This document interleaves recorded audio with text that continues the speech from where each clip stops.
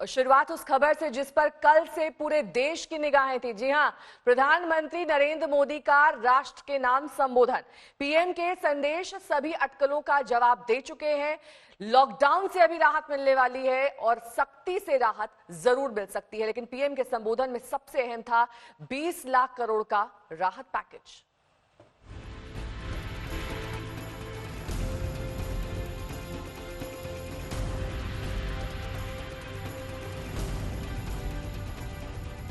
Corona महामारी से जूझ रहा देश लॉकडाउन के 49 दिनों से जिस राहत के मरहम का इंतजार कर रहा था, आखिरकार कल देश के नाम संदेश में पीएम नरेंद्र मोदी ने उसका ऐलान कर दिया। कोरोना से हुए नुकसान की भरपाई और देश को फिर से खड़ा करने के लिए सरकार ने 20 लाख करोड़ के राहत पैकेज का ऐलान किया है। आज जिस आर्थिक पैकेज का ऐलान हो रहा है, उसे जोड़ दें तो ये करीब करीब 20 लाख करोड़ रुपए का है। 20 लाख करोड़ रुपए का है। ये पैकेज भारत की जीडीपी का करीब करीब 10% है। 20 लाख करोड़ का राहत पैकेज देश की जीडीपी का करीब 10% है। ये 2020-21 के स्वीकृत बजट यानी 30 लाख करोड़ से करीब 10 लाख करोड़ कम है। प्रधानमंत्री ने साफ किया कि इस आर्थिक पैकेज से कुटीर उद्योग, लघु मंझोले उद्योग, श्रमिकों और किसान और मध्यम वर्ग को फायदा मिलेगा। इसके साथ ही आर्थिक पैकेज भारतीय उद्योग जगत को भी नई ताकत देगा। इसके बारे में वित्त मंत्री निर्मला सीतारमण विस्तार से जानकारी देंगी। ये आर्थिक पैकेज देश के उस श्रमिक के लिए है, देश के उस किसान के लिए है, हर मौसम में देशवासियों के लिए दिन रात परिश्रम कर रहा है। ये आर्थिक पैकेज हमारे देश के मध्यम वर्ग के लिए है, जो ईमानदारी से टैक्स देता है। ये आर्थिक पैकेज भारतीय उद्योग जगत के लिए है, जो भारत के आर्थिक सामर्थ्य को बुलंदी देने के लिए संकल्पित है। कल दोपहर जब खबर आई कि पीएम मोदी देश को संबोधित करेंगे, तभी से लोगों में सबसे ज्यादा अटकलें लॉकडाउन को लेकर थी। पीएम ने साफ कर दिया कि लॉकडाउन जारी रहेगा, लेकिन नए रंग ढंग में। लॉकडाउन का चौथा चरण, लॉकडाउन 4, पूरी तरह नए रंग रूप वाला होगा, नए नियमों वाला होगा। पीएम ने सोमवार को सभी राज्यों के मुख्यमंत्रियों से बात की थी। गैर बीजेपी दलों के मुख्यमंत्रियों ने केंद्र से जारी होने वाले कई दिशा निर्देशों पर सवाल उठाए थे और राज्यों को फैसले लेने में छूट की बात की थी। कई राज्यों के मुख्यमंत्रियों ने लॉकडाउन बढ़ाने की मांग की थी। ऐसे में उम्मीद इस बात की है कि लॉकडाउन 4 में राज्यों की जरूरतों का खास ख्याल रखा जाएगा और पहले से ज्यादा छूट मिलेगी। पीएम के मुताबिक 18 मई से पहले लॉकडाउन 4 के बारे में बता दिया जाएगा। 17 मई को लॉकडाउन का तीसरा चरण खत्म हो रहा है। हिमांशु मिश्रा, दिल्ली, आज तक। 20 लाख करोड़ रुपए का राहत पैकेज। आप सोच रहे होंगे कितनी बड़ी रकम है, क्या कोरोना से ठप पड़े देश को ये नई ऊर्जा देने के लिए काफी है? ये भी सवाल बना हुआ है। तो आपको बता देते हैं कि 20 लाख करोड़ हमारी कुल जीडीपी का 10% हिस्सा है और ये बात प्रधानमंत्री अपने संबोधन में कह चुके हैं। यही नहीं, मौजूदा बजट से ये राशि 10 लाख करोड़ कम है। आइए अब आपको दिखाते हैं बड़े बड़े देश अपनी जीडीपी का कितना हिस्सा या कितनी रकम कोरोना राहत पैकेज पर खर्च कर रहे हैं। सबसे पहले बात करेंगे जापान की जीडीपी का 21.1% हिस्सा दरअसल राहत पैकेज में दिया गया है। उसके बाद अलग अलग देशों को हम आपको दिखा देते हैं। अब अमेरिका की बात करेंगे, 13% जीडीपी का हिस्सा इन्होंने राहत पैकेज पर खर्च किया है। वहीं स्वीडन तीसरे नंबर पर है। स्वीडन ने 12% जीडीपी का हिस्सा खर्च किया है राहत राशि देने के लिए। जर्मनी चौथे नंबर पर जीडीपी का 10.7% हिस्सा यहां पर जर्मनी ने दिया है राहत पैकेज के तौर पर। वहीं भारत अब 5वें स्थान पर पहुंच गया है कल के संबोधन के बाद, जब प्रधानमंत्री नरेंद्र मोदी ने ऐलान किया कि वो 10% हिस्सा राहत राशि के तौर पर दे रहे हैं। स्पेन की बात कर लेते हैं, 7.3% हिस्सा स्पेन ने अब तक घोषणा की है। इटली ने 5.7% हिस्सा अपनी जीडीपी का राहत के तौर पर ऐलान किया है। वहीं यूके ने 5% जीडीपी का हिस्सा राहत राशि के तौर पर दिया है। चीन की अगर बात कर ले, जहां से ये वायरस शुरू हुआ था, महज 3.8% जीडीपी का हिस्सा चीन ने अब तक राहत के तौर पर दिया है। तो हम बात कर रहे हैं किस तरह से लगातार संक्रमण जो बढ़ रहा है, उसे देखते हुए प्रधानमंत्री ने लॉकडाउन पार्ट 4 का ऐलान कर दिया है और यह भी कहा है कि लोकल पर वोकल हो जाइए और इसे ग्लोबल बना दीजिए। प्रधानमंत्री मोदी ने कल अपने भाषण में ये बड़ी बातें कही हैं। देश को आत्मनिर्भर बनाने का मंत्र देते हुए प्रधानमंत्री ने कहा कि लोगों को देसी वस्तुओं के उपयोग को बढ़ावा देना चाहिए और उसका प्रचार भी करना चाहिए। आज से हर भारतवासी को अपने लोकल के लिए वोकल बनना है। लोकल के लिए वोकल बनना है। न सिर्फ लोकल प्रोडक्ट्स खरीदने हैं, बल्कि उनका गर्व से प्रचार भी करना है। लोकल किसी प्रोडक्ट के संदर्भ में अक्सर जब हम इस शब्द का इस्तेमाल करते हैं तो उसमें बेकदरी का भाव होता है। लोकल है तो सस्ता और खराब, ब्रांडेड है तो बढ़िया रुतबेदार। लेकिन कोरोना संकट के बीच पीएम ने लोकल पर वोकल होने का मंत्र देकर देसी उत्पादों को प्रमोट करने का बड़ा और साफ संदेश सुना दिया है। समय ने हमें सिखाया है कि लोकल को हमें अपना जीवन मंत्र बनाना ही होगा। आपको आज जो ग्लोबल ब्रांड्स लगते हैं, वो भी कभी ऐसे ही बिल्कुल लोकल थे, लेकिन जब वहां के लोगों ने उनका इस्तेमाल शुरू किया, उनका प्रचार शुरू किया, उनकी ब्रांडिंग की, उन पर गर्व किया, तो वो प्रोडक्ट्स लोकल से ग्लोबल बन गए। आज से हर भारतवासी को अपने लोकल के लिए वोकल बनना है। लोकल के लिए वोकल बनना है। न सिर्फ लोकल प्रोडक्ट्स खरीदने हैं, बल्कि उनका गर्व से प्रचार भी करना है। लोकल पर वोकल होकर ग्लोबल बनाने का मंत्र देते हुए पीएम मोदी ने खादी और हैंडलूम उद्योग का जिक्र किया। जब मैंने आपसे देश से खादी खरीदने का आग्रह किया था, यह भी कहा था कि देश के हैंडलूम वर्कर्स को सपोर्ट करें। आप देखिए, बहुत ही कम समय में खादी और हैंडलूम दोनों को ही डिमांड और बिक्री रिकॉर्ड स्तर पर पहुंच गई। इतना ही नहीं, उसे आपने बड़ा ब्रांड भी बना दिया। लोकल पर वोकल बनने की पीएम की अपील को गृह मंत्री अमित शाह ने भी आगे बढ़ाया। शाह ने ट्वीट कर कहा, आज नरेंद्र मोदी जी ने एक विशेष अपील भी की। इस विषम परिस्थिति में जहां सब कुछ बंद था, तब हमारे लोकल हमारे कठिन समय के साथी बने और हमें सहयोग किया।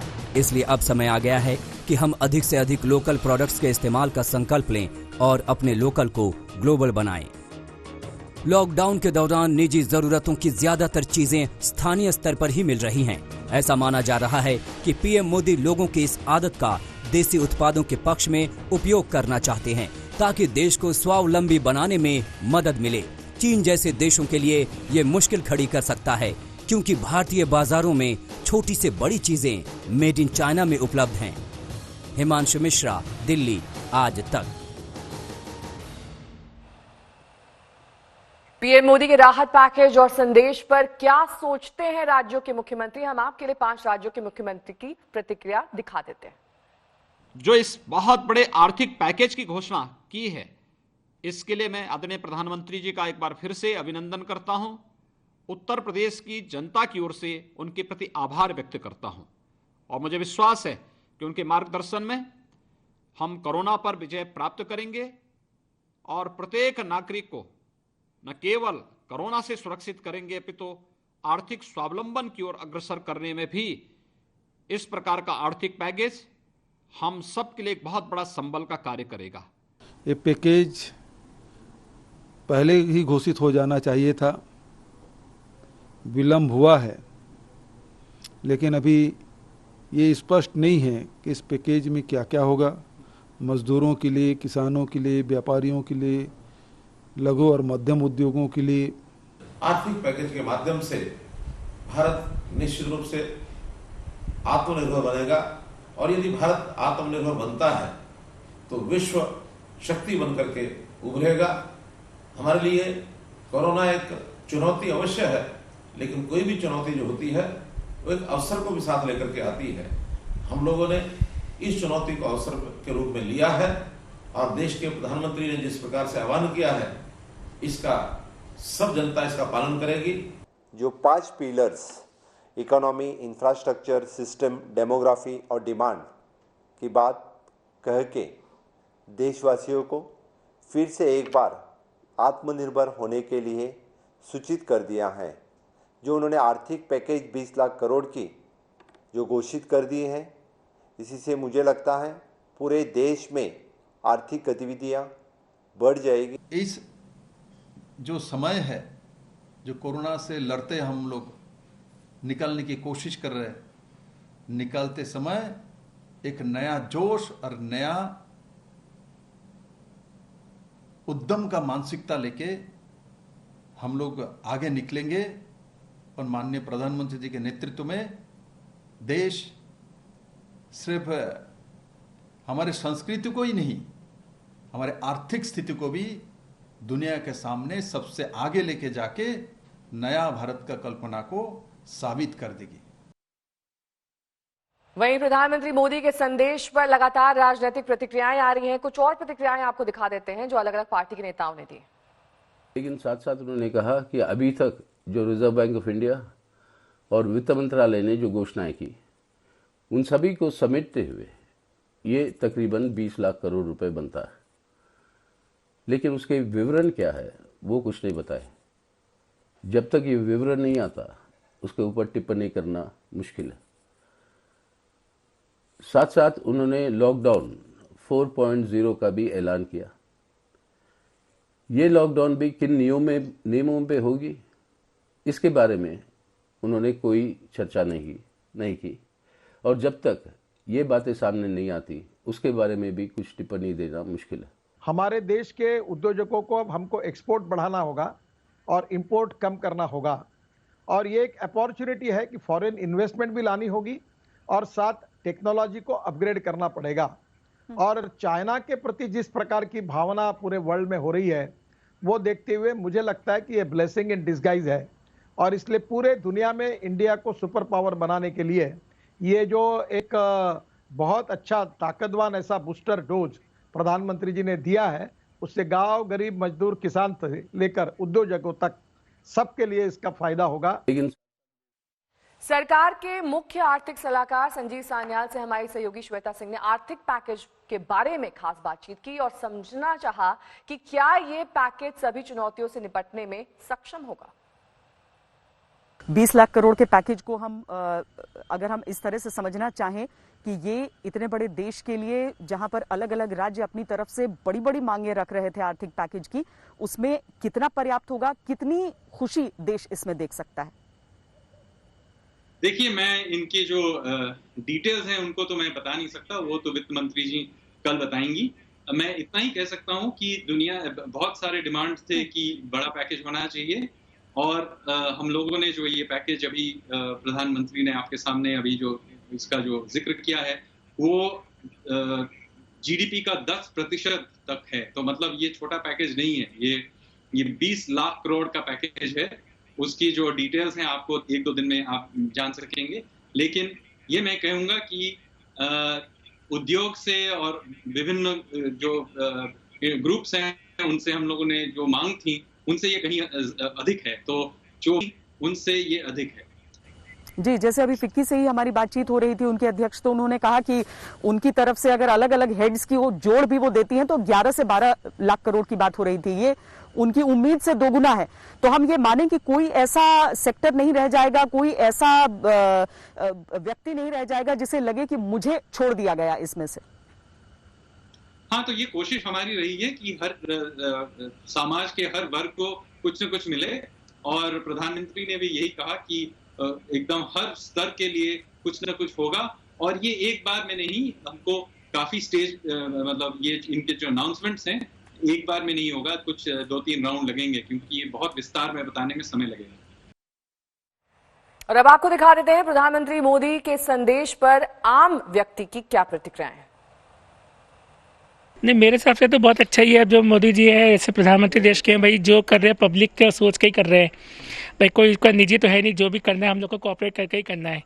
और पहले फिलहाल जो पैकेज के इन्होंने अभी जो अनाउंसमेंट किया है अभी, वो तो अभी जो जैसे उन्होंने बोला कि फाइनेंस मिनिस्टर के बाद ही अनाउंसमेंट होगा, उसमें क्या बेनिफिट मिलेंगे वो तो बाद ही पता चलेगा। लेकिन बहुत सेटिस्फाइड तो नहीं है अभी तक के उनके भाषण से। हम उन्होंने ये कहा है कि हमको कोरोना के साथ ही जीना है, जब तक कुछ आता नहीं है इसका वैक्सीन वगैरह, तो हमें आदत डालनी पड़ेगी।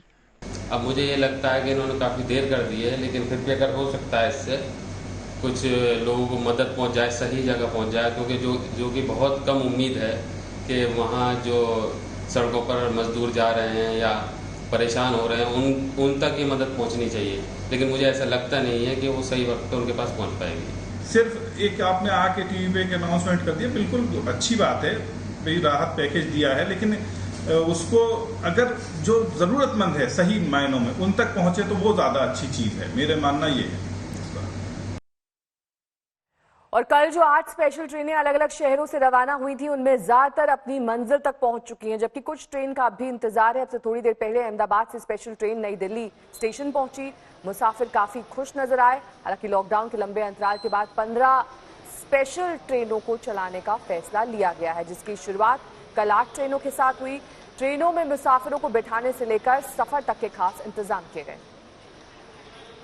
अनीशा माथुर हमारी संवाददाता इस वक्त दिल्ली से हमारे साथ जुड़ गई हैं, वहीं अरविंद ओझा भी हमारे साथ जुड़ गए हैं। अरविंद, सबसे पहले आपसे यही जानना चाहेंगे कि अगर कुछ लोगों से आपकी बातचीत हुई हो, उनका क्या कहना है, किस तरह की मुश्किलें या फिर परेशानियां आ रही हैं, या फिर सब कुछ स्मूथ चल रहा है, ठीक ठाक चल रहा है? देखिए नेहा, मैं आपको सीधे तस्वीरें दिखाऊं कि ये जो नई दिल्ली रेलवे स्टेशन है, अजमेरी गेट का इलाका है। सुबह से कई 2 से 3 ट्रेनें आई हैं, जिसमें अहमदाबाद से ट्रेन आई है, राजस्थान से, और अब बिहार से जो है वो ट्रेन आई है पटना से। जरा एक तस्वीर देखिए। और बड़ी समस्या यहाँ पर ये भी आ रही है कि जो लोग ट्रेन से नई दिल्ली रेलवे स्टेशन आ रहे हैं वो फिर आगे कैसे जाएंगे, ये बड़ी चुनौती है। लेकिन नई दिल्ली रेलवे स्टेशन के बाहर अगर आप देखें तो काफी भीड़ जो है वो यहाँ पर जमा हो गई है। सोशल डिस्टेंसिंग का पूरा पालन कराया जा रहा है, लेकिन जिन लोगों से हमारी बात हुई है उन्होंने काफी राहत की सांस ली है जब वो दिल्ली पहुंचे। हम कुछ लोगों से कोशिश करते हैं, लेकिन लॉकडाउन के बाद पहली बार ट्रेनें चली हैं, लोगों ने काफी राहत की सांस ली है। हम कुछ लोगों से बात करते हैं। आप कहाँ से हैं? कोटा से। कोटा से। कब से वहाँ पर फंसे हुए थे आप लोग? 2 महीने। 2 महीने से। तो अब ट्रेन से आए तो राहत है। ट्रेन में कोई असुविधा, कोई तो ये स्थिति है यहाँ पर। आप लोग कहाँ से हैं? अहमदाबाद से। आगे कहाँ जाना है? आगरा। कोई व्यवस्था है जाने आने की? कोई नहीं है। तो नेहा देखिए, ये एक तस्वीर है, सरकार उसको इस ओर जरूर ध्यान देना चाहिए कि जो ट्रेनें हैं वो दिल्ली तक तो आ जा रही है, लेकिन ये सवारी अगर आप देखिए, अपने कैमरा पर्सन कहूंगा दिखाएं, ये देखिए नई दिल्ली रेलवे स्टेशन के बाहर का ये नजारा है। ये यात्री आए हैं अलग अलग इलाकों से। आप कहाँ से आए हैं? हम बॉम्बे से आए हैं। बॉम्बे से आए? हाँ जी। कब से आप वहाँ पर फंसे हुए थे? 5 मार्च से फंसे हुए थे। 5 मार्च से? हाँ जी। तो अब जब ट्रेन चलने लगी है तो रिलैक्स है? बहुत रिलैक्स है। बहुत रिलैक्स मिला जी। तो क्या 1 दिन से मैं बेगूसराय में फंसा हुआ था। अच्छा। तो आज जब गाड़ी चली तो बड़ा खुशी हुई मन को। अरविंद, लौटेंगे आपके पास। जिस बात का हम कल भी जिक्र कर रहे थे, आज भी वही स्थिति दिखाई दे रही है। अनीशा, दरअसल दिक्कत ये है कि अभी ना तो बसें चल रही है, ना मेट्रो चल रही है, ना टैक्सी चल रही है। ऐसे में अगर पॉइंट टू पॉइंट ट्रेनें चलाई जाती हैं और बीच में अगर किसी और गंतव्य तक यात्रियों को पहुंचना है जहां तक ट्रेन नहीं जाती है, वहां तक का सफर काफी मुश्किल है। यही सबसे बड़ी चुनौती है। और जैसा कि अरविंद भी बता रहे थे और दिखा रहे थे, वहां पर इस वक्त स्टेशन के बाहर भीड़ लगी हुई है। आपके इर्द गिर्द भी वैसा ही नजारा है? सोशल डिस्टेंसिंग का पालन हो रहा है या फिर नहीं? देखिए नेहा, सोशल डिस्टेंसिंग तो यहाँ पर ताक पे रखी जा चुकी है। चाहे अंदर से जो आपको दिखा दें, हम अंदर से जो पैसेंजर्स आ रहे हैं वो फिर भी सोशल डिस्टेंसिंग मेंटेन थोड़ा बहुत करते हुए आ रहे हैं रेलवे स्टेशन से। लेकिन यहाँ जहाँ पर बैरिकेड पर हम हैं और यहाँ जो लोग बाहर आ गए हैं, मैं अपने कैमरामैन नासिर को जरा बोलूंगी कि थोड़ा कैमरा पैन करके दिखाएं आपको। नई दिल्ली रेलवे स्टेशन के बाहर ट्रैफिक जाम है, लोगों का जमावड़ा लगा हुआ है।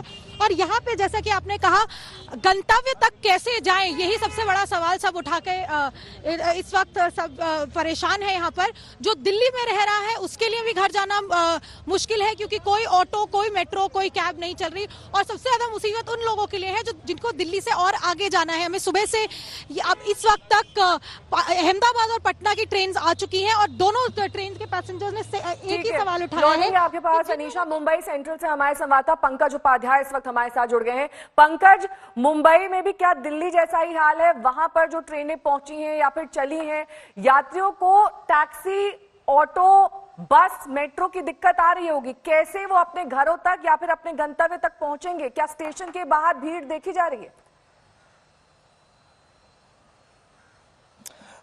देखिए नेहा, इस वक्त मैं मुंबई सेंट्रल रेलवे स्टेशन के सामने मौजूद है। मुंबई की बात करें तो मुंबई में तो स्थिति गंभीर है, क्योंकि केसेस की संख्या 15,000 तक पहुंची जा रही है। इसलिए यहाँ चाहे वो आरपीएफ है, चाहे जीआरपी है, उसकी नींदें उड़ी हुई हैं। यहाँ पर अच्छी खासी तैयारी की गई है। पूरा रेलवे स्टेशन चकाचक कर दिया गया है, साफ सफाई कर दी गई है, जो स्क्वायर ब्लॉक्स हैं वो लगा दिए गए हैं। लेकिन पुलिस का और आरपीएफ का ये कहना है, जब यात्रीगण आएंगे तो डिसिप्लिन मेंटेन करना, लाइन से उनको बाहर लेके जाना और फिर उन्हें यह समझाना कि आपको सोशल डिस्टेंसिंग मेंटेन करते हुए ही, चाहे वो पब्लिक ट्रांसपोर्ट की बसेस हैं या टैक्सीज हैं या प्राइवेट व्हीकल जिसने बुलाए हैं परमिशन के साथ, उसमें जाना ही पड़ेगा। ये सबसे बड़ी चुनौती रहेगी। अब वो किस तरीके से पूरी होती है ये देखना बहुत बड़ी बात रहेगी। प्लस हमने ये भी पूछा कि यहाँ पर थर्मल स्क्रीनिंग वगैरह करी जाएगी, तो पुलिस ने ये कहा है कि अभी इस बात की उनको जानकारी नहीं है कि ट्रेन के अंदर ही ये तमाम प्रक्रिया पूरी कर ली जाएंगी। जब यहाँ पर आएंगे अभी उन्हें आदेश का इंतजार है, जब ट्रेन आएगी तभी ये सारी बातें खुल पाएंगी। लेकिन जैसा कि मैंने आपको बताया, यहाँ प्रशासन की नींदें उड़ी हुई हैं, क्योंकि मुंबई में स्थिति बहुत ज्यादा गंभीर है। हर दिन 1000 नए केसेस आते हैं, अब संख्या 15,000 तक पहुंचने वाली है। बात अब प्रवासी मजदूरों की करेंगे। मजदूरों को लाने के लिए श्रमिक एक्सप्रेस ट्रेनें रवाना की जा चुकी हैं, लेकिन मजदूरों की बड़ी तादाद को देखते हुए नाकाफी ये साबित हो रही हैं। कल लुधियाना और सूरत में मजदूर सड़क पर उतर आए।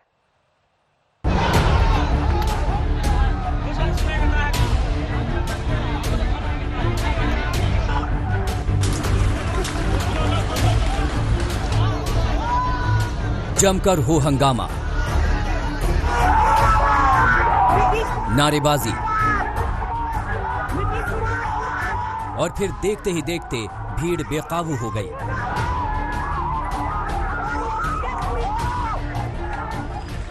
फौरन ही पुलिस ने मोर्चा संभाला, मजदूरों पर लाठी भांजी। सैकड़ों श्रमिकों की भीड़ लुधियाना जालंधर हाईवे पर इकट्ठा थी। हाईवे जाम कर मजदूर विरोध प्रदर्शन कर रहे थे, घर भेजे जाने की मांग कर रहे थे।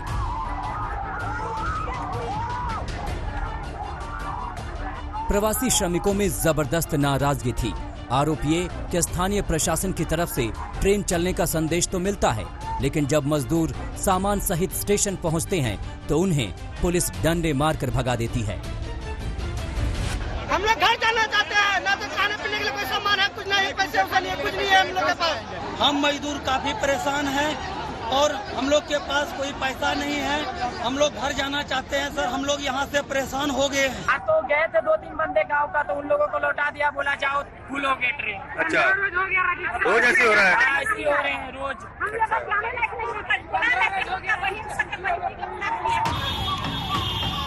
सूरत जहां मजदूरों और पुलिस के बीच भिड़ंत की तस्वीर कई बार देखी गई, वहां फिर मजदूर रेलवे पटरी पर उतर आए। पोस्टरों में लिखा था, हमें गांव जाना है। कुछ प्रवासी मजदूर ट्रेन के जरिए वापस लौटने में कामयाब हो रहे हैं, कुछ की कोई सुनने वाला नहीं। एक दूसरे को मदद से गुजर बसर हो रहा है। कोरोना संक्रमण का खतरा अलग से सताए हुए है। बचे हुए पैसे खत्म हो रहे हैं, मालिकों ने अपने हाल पर छोड़ दिया है। ऐसे में जरूरी है कि पहले से वक्त से मार खाए श्रमिकों के साथ थोड़ी सहानुभूति रखी जाए। लुधियाना से मुनीश अत्रे के साथ आज तक ब्यूरो। अमेरिका में कोरोना के बढ़ते प्रकोप ने सरकार को मुश्किल में डाल दिया है। वहीं इलेक्ट्रिक कार निर्माता टेस्ला ने लॉकडाउन के बावजूद कैलिफोर्निया में टेस्ला का प्लांट दोबारा शुरू कर दिया। इससे पहले लॉकडाउन पाबंदियों से तंग आकर एलन मस्क ने कंपनी हेडक्वार्टर और प्लांट को कैलिफोर्निया से टेक्सास या नेवादा जाने के लिए धमकी भी दी थी।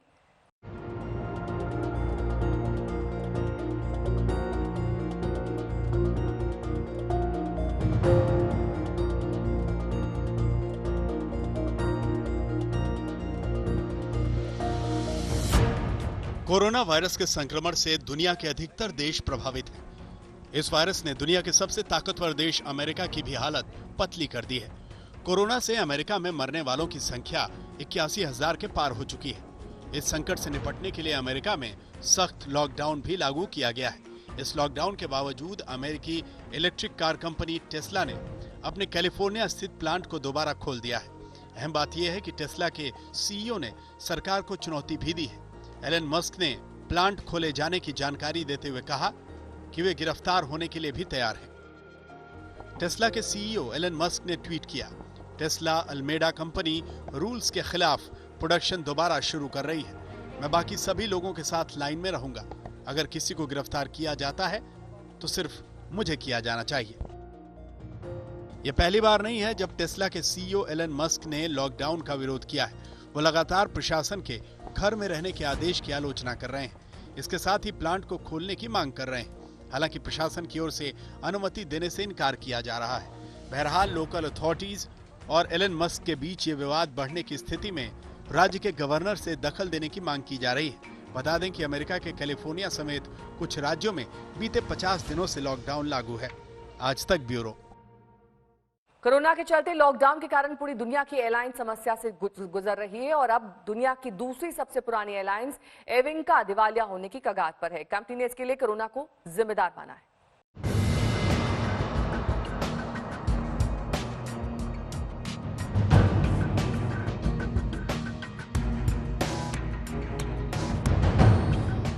चीन के वुहान शहर से निकले कोरोना वायरस से पूरी दुनिया में तबाही मची है। कोरोना के प्रकोप से दुनिया की एयरलाइंस कंपनियां भी अछूती नहीं हैं। कोरोना के कारण पूरी दुनिया की एयरलाइंस समस्याओं से गुजर रही हैं। कोरोना वायरस महामारी के कारण दुनिया के प्रमुख अंतर्राष्ट्रीय एयरलाइंस एविंका ने न्यूयॉर्क में चैप्टर 11 दिवालियापन फॉर्म दाखिल किया है। कंपनी ने इन हालातों के लिए कोरोना को जिम्मेदार ठहराया है। एयरलाइन का कहना है कि उसके बेड़े में 189 विमान हैं, जो एक दिन में लगभग 700 उड़ानें संचालित करते थे। कंपनी के मुताबिक पिछले 100 सालों में इतनी विपरीत स्थिति कभी नहीं बनी। इससे पहले एविंका 2000 के दशक की शुरुआत में दिवालियापन की समस्या से जूझ रहा था। आपको बता दें कि एविंका की स्थापना 1919 में हुई थी और ये दुनिया की दूसरी सबसे पुरानी लगातार चलने वाली एयरलाइन होने का दावा करती है। एविंका पूरे लैटिन अमेरिका में 21,000 लोगों को सीधे रोजगार देता है, जिसमें कोलंबिया के 14,000 से ज्यादा लोग शामिल हैं। आज तक ब्यूरो।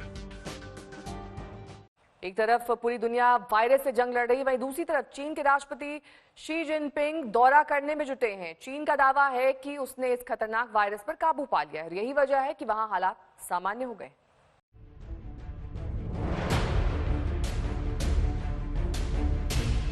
जब पूरी दुनिया कोरोना वायरस से जंग लड़ रही है, हर रोज सैकड़ों लोगों की मौत हो रही है, तो वहीं दूसरी तरफ चीन में सब कुछ सामान्य हो गया है और इसका अंदाजा आप इन तस्वीरों से भी लगा सकते हैं। जी हाँ, ये चीन के राष्ट्रपति शी जिनपिंग हैं, जो इन दिनों देश के अलग अलग हिस्सों में जाकर लोगों से बातचीत कर रहे हैं और पूरे देश का जायजा ले रहे हैं। सोमवार को जिनपिंग उत्तरी चीन के शांक्सी प्रांत पहुंचे और वहां उन्होंने अलग अलग शहरों का जायजा लिया। सबसे पहले वो शिपिंग टाउन में लोगों के बीच पहुंचे और वहां सरकारी योजनाओं के बारे में जानकारियां जुटाई। इसके बाद वो यूनझाओ जिले के किसानों से मुलाकात करने पहुंचे और वहां उनसे काफी देर तक बातचीत करते नजर आए। अपने राष्ट्रपति को देखकर लोगों के बीच भी जबरदस्त उत्साह देखने को मिला। इस दौरान लोगों ने तालियां बजाकर उनका स्वागत किया। इसके अलावा वो ऐतिहासिक धरोहरों का निरीक्षण करने यूनगांग भी पहुंचे। एक तरफ दुनिया के नेता इस बात को लेकर चिंतित हैं कि कोरोना वायरस पर कैसे काबू पाया जाए। वो इसको लेकर योजनाएं बनाने में जुटे हैं, क्योंकि कोरोना हर रोज खतरनाक होता जा रहा है। तो वहीं दूसरी तरफ उस चीन में सब कुछ सामान्य हो गया है, जहां से ये वायरस पूरी दुनिया में फैला। यहाँ सभी सार्वजनिक जगहों को खोल दिया गया है, बाजारों में रौनक लौट आई है, बच्चे स्कूल जा रहे हैं और सिनेमा हॉल भी खुल गए हैं। आज तक ब्यूरो।